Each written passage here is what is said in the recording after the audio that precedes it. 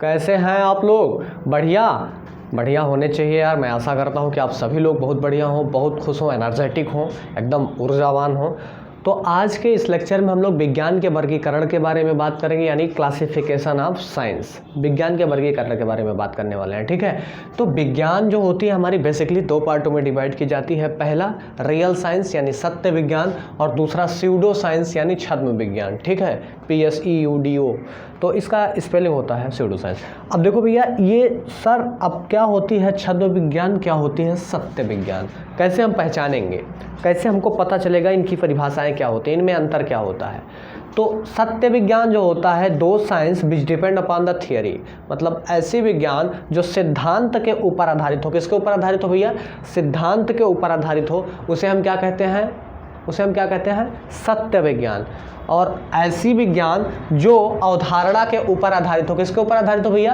अवधारणा के ऊपर आधारित हो, उसे हम क्या कहते हैं? छद्म विज्ञान। क्या कहते हैं? छद्म विज्ञान। Now will be question arises. अब सर प्रश्न यह उठेगा कि what is the difference between two paradigm and theory. Sir theory है क्या? सिद्धांत क्या होता है? अवधारणा क्या होती है? तो सिद्धांत जो होता है सर, ऐसी चीज़ें जो किसी व्यक्ति, वस्तु या समय के बदल जाने से नहीं बदलती हैं, उसे हम सिद्धांत कहते हैं। जैसे अब हम एक एग्जांपल लेते हैं। मान लीजिए हमारे हाथ में एज अ मार्कर है, ये मान कर लीजिए है ही मार्कर, सपोर्ट करिएगा। अब ये मार्कर है, इस मार्कर को अगर मैं ऊपर फेंकता हूँ तो भी नीचे जाएगी, आप लोग फेंकोगे तो भी नीचे जाएगी। कोई MP का बच्चा फेंकेगा तो भी, कोई UP का बच्चा फेंकेगा तो भी, कोई कर्नाटका का बच्चा फेंकेगा तो भी नीचे ही गिरेगी। तो ये सिद्धांत है जो कि सत्य है, ग्रेविटेशनल थियरी है, गुरुत्वाकर्षण का सिद्धांत। कोई भी वस्तु ऊपर फेंकने पे नीचे की ओर पृथ्वी अपनी ओर आकर्षित कर रही है, तो ये ग्रेविटेशनल थियरी है। ये बात सत्य है कि नहीं? ये सिद्धांत है, ये बात सत्य है। तो यही सत्य है, यानी इसे क्या कहे? क्या हुआ? व्यक्ति बदल गया, स्थान बदल गया, चीज़ें बदल गई, समय बदल गया, लेकिन क्या थियरी बदली? क्या सिद्धांत बदला? नहीं बदला। कोई भी व्यक्ति, स्थान व समय के बदलने से जब चीज़ें नहीं बदलती हैं तो उसे क्या कहते हैं? सिद्धांत। तो इसमें होता है भैया change in the reality, unchange reality. क्या होता है? Unchange reality, unchange reality.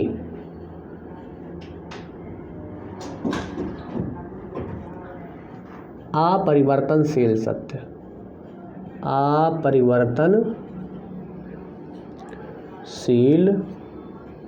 सत्य, मतलब जिसमें कोई परिवर्तन न होता हो।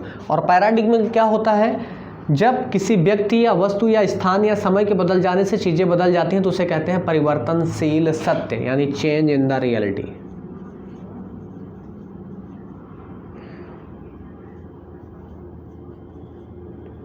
चेंजिंग लिख देते हैं, सीधे बदल रही हो चीज़ें, चेंजिंग रियलिटी, परिवर्तनशील सत्य, ठीक है, परिवर्तनशील सत्य, ठीक है। सर परिवर्तनशील सत्य का कोई एग्जाम्पल? हाँ है, हम लोगों के पास एग्जाम्पल। परिवर्तनशील सत्य का एग्जाम्पल क्या लेंगे? जैसे इसके अंतर्गत हम लोग अध्ययन करते हैं भैया सोशल साइंस का। किसका अध्ययन करते हैं? सोशल साइंस का। और सोशल साइंस को हम बोलते हैं हिंदी में सामाजिक विज्ञान। क्या बोलते हैं भैया? सामाजिक विज्ञान।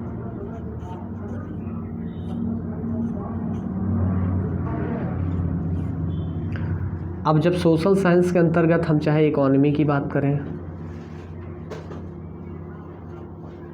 या पॉलिटी की बात करें,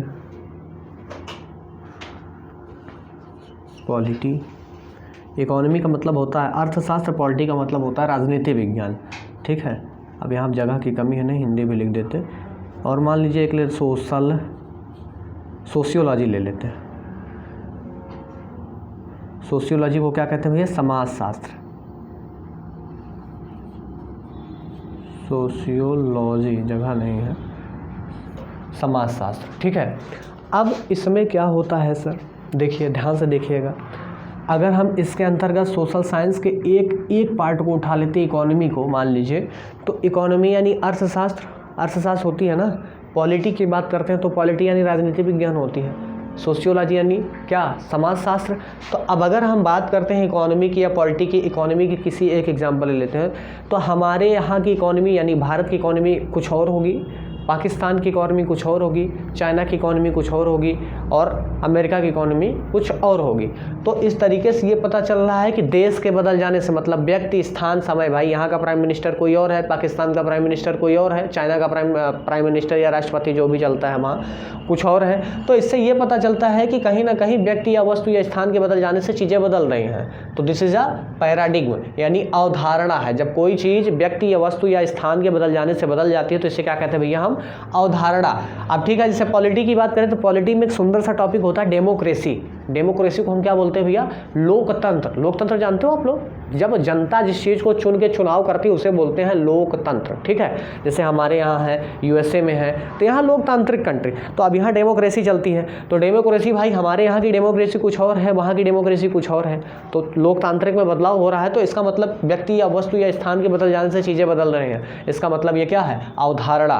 तो मतलब इसमें चेंजिंग होती है लेकिन इसमें चेंजिंग नहीं होती है। सत्य विज्ञान, ऐसा विज्ञान जो सिद्धांतों पर आधारित होता है उसे सत्य विज्ञान कहते हैं। छद्म विज्ञान, ऐसा विज्ञान जो अवधारणाओं पर आधारित होता है उसे छद्म विज्ञान कहते हैं। अब अपरिवर्तनशील सत्य यानी सिद्धांत जो इसमें सत्य विज्ञान होता है, सत्य विज्ञान पूरे, हम सत्य विज्ञान यानी पूरी पृथ्वी की अगर हम बात करें, पूरे यूनिवर्स की बात करें तो इसे हम 2 पार्टों में डिवाइड कर सकते हैं। कितने पार्टों में, 2 पार्टों में। सर कौन कौन से, ये तो हमारे आर्ट वाले सब्जेक्ट हो गए, अब इसको हमें पढ़ना नहीं है, हम साइंस की बात करते हैं तो हमें साइंस पढ़ना है। ठीक है, तो अब पूरी पृथ्वी को हम बात करें तो कितने पार्टों में डिवाइड कर सकते हैं, 2 पार्टों में। एक तो लिविंग पार्टिकल्स और एक नॉन लिविंग पार्टिकल्स, 2 चीज़ों में डिवाइड कर सकते हैं अकॉर्डिंग टू साइंस। और चीज़ों में तो डिवाइड अगर कर सकते हैं तो कमेंट सेक्शन में बताइएगा। तो देखिए, अब जैसे आपने बताया कि 2 पार्टों में डिवाइड कर रहे हो, ठीक है, आपने या हमने, एक तो लिविंग में हम लोग डिवाइड कर लेते हैं। लिविंग को क्या बोलते हैं भैया, सजीव, और एक नॉन लिविंग में, इसे क्या बोलते हैं हम लोग, निर्जीव।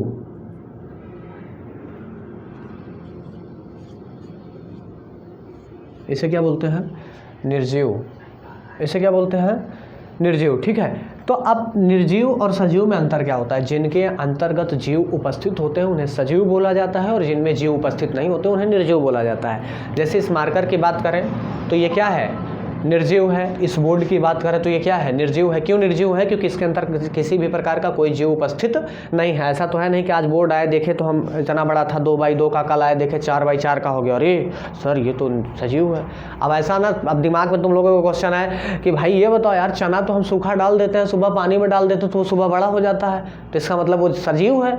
नहीं भैया, वो निर्जीव है। ठीक है, निर्जीव इसलिए है कि वो बराबर लगातार वृद्धि नहीं कर रहा है। तो अब चलिए, इस बात में बाद में बहस होगी। तो लिविंग और नॉन लिविंग पे हम बात करते हैं। लिविंग के अंतर्गत हम स्टडी करते हैं बायोलॉजिकल साइंस की। किसकी भैया, बायोलॉजिकल साइंस की स्टडी करते हैं, बायोलॉजिकल साइंस। और बायोलॉजिकल साइंस को हम हिंदी में बोलते हैं जैविक विज्ञान। क्या बोलते हैं भैया, जैविक विज्ञान, जैविक विज्ञान। अब इस जैविक विज्ञान के अंतर्गत हम 2 पार्टों में डिवाइड कर लेते हैं इनको। बायोलॉजिकल साइंस यानी बायोलॉजी को हम 2 पार्टों में डिवाइड करते हैं। किसमें किसमें करते हैं, एक तो जूलॉजी यानी जंतु विज्ञान, दूसरा बॉटनी यानी वनस्पति विज्ञान। ठीक है, तो अब इनका जो डिवाइडेशन होता है यानी वर्गीकरण होता है, ये 2 पार्टों में होता है। एक तो जूलॉजी में होता है, जूलॉजी में, और एक होता है भैया बॉटनी में। बॉटनी, इसका मतलब होता है जंतु विज्ञान। क्या होता है, जंतु विज्ञान। इसका मतलब होता है वनस्पति विज्ञान, वनस्पति विज्ञान। सर जंतु विज्ञान क्या है, वनस्पति विज्ञान, समझिए इसको क्यों क्लासीफाई किया गया। इसलिए क्लासीफाई किया गया यानी वर्गीकृत किया गया भैया कि जब बायोलॉजिकल साइंस की बात आए तो मतलब जीवों वाला अध्ययन तो करना है, चाहे हम कुत्ते का करें या बिल्ली का करें या मनुष्य का करें या पेड़ पौधे का करें, किसी भी वृक्ष का करें, तो मतलब बहुत सारे अध्ययन एक ही पार्टों में उलझ गए। कॉम्प्लिकेटेड होता चला गया। तो ये हुआ कि ऐसा है, पौधों की जो स्टडी होगी उसको एक तरफ कर दीजिए और जानवरों की जो स्टडी होगी उसको एक तरफ कर दीजिए। तो इसलिए हमारे जैविक विज्ञान को दो पार्टों में डिवाइड कर दिया गया। जो पौधों की स्टडी होगी वो क्या कहलाएगी, वनस्पति विज्ञान यानी बॉटेनी, और जो हमारे जंतुओं यानी जानवरों की अध्ययन होगी। अब जानवरों में सर क्या मनुष्य वाला या कुत्ता बिल्ली वाला, दोनों एक ही चीज़ें हैं। जंतु विज्ञान, मनुष्य भी एक प्रकार का जानवर ही है, ठीक है। तो जंतु विज्ञान यानी मनुष्य के स्टडी किसके अंतर्गत होती है, जूलॉजी की होती है। अब इसके बाद तो इसका अलग से क्लासिफिकेशन होता है। तो अब देखिए जंतु विज्ञान क्या होता है, जंतु विज्ञान के अंतर्गत किसकी होती है, स्टडी ऑफ एनिमल्स,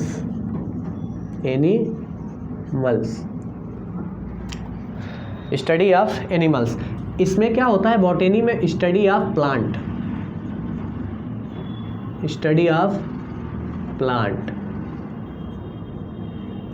पौधों का अध्ययन, ठीक है।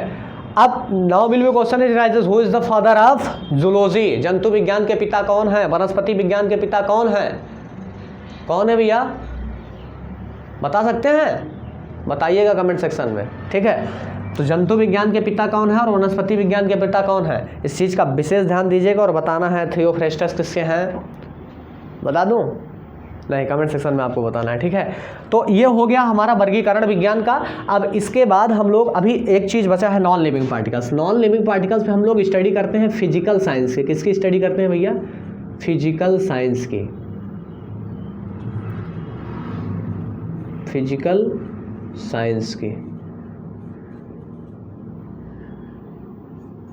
यानी इसे बोलते हैं भैया भौतिकी विज्ञान, भौतिकी विज्ञान। अब इसके अंतर्गत हम दो चीज़ों की स्टडी करते हैं, एक तो करते हैं फिजिक्स की,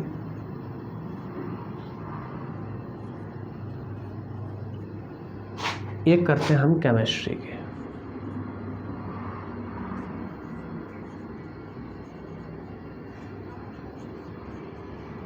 इसको बोलते हैं हम भौतिक विज्ञान,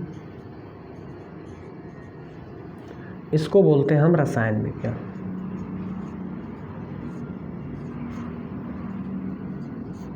ठीक है, फिजिक्स की परिभाषा क्या होती है जब हम पढ़ाएंगे तो बताएंगे, केमिस्ट्री की परिभाषा क्या होगी हम पढ़ाएंगे तो बताएंगे। तो नेक्स्ट वीडियो में हम लोग क्या देखेंगे भैया, केमिस्ट्री क्या होती है, what is the definition of chemistry, which is types of chemistry, मतलब परिभाषा क्या होती है इसकी, का वर्गीकरण कितने प्रकार में होता है, ये कितने प्रकार की होती है, हमें पढ़ना क्या है, हमारा सिलेबस क्या है केमिस्ट्री के, जो खान सर की बुक है।